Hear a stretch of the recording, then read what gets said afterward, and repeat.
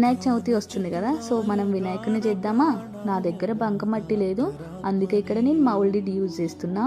మా చిన్నప్పుడు మాత్రం అందరం కలిసి బంకమట్టితో చేసేవాళ్ళం. వినాయకుడు ఎలా జన్మించాడు అనేది అందరికీ తెలిసే ఉంటుంది. ఆయన జన్మించిన రోజున మనం వినాయక చవితిగా సెలబ్రేట్ చేసుకుంటాం.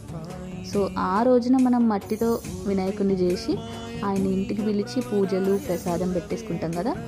కొన్ని రోజులు మన దగ్గర ఉండి వినాయకుడు మళ్ళీ తన లోకానికి వెళ్ళాలి, అందుకే ఆయన విగ్రహాన్ని నీటిలో నిమజ్జనం చేస్తాం.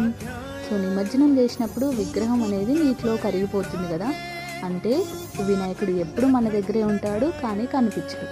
అందుకే మనం చెప్తాం గణపతి పప్ప మోరియా. దీని అర్థం ఏంటంటే వచ్చే ఏడాది మళ్ళీ తిరిగి రానని. సో నా వీడియో మీకు నచ్చింది అనుకుంటున్నా. నచ్చితే మాత్రం లైక్ చేయండి, నా ఛానల్కి కొత్తగా వస్తే మాత్రం సబ్స్క్రైబ్ చేయండి. అందరికీ వినాయక చవితి శుభాకాంక్షలు. Thank you for watching. Bye bye.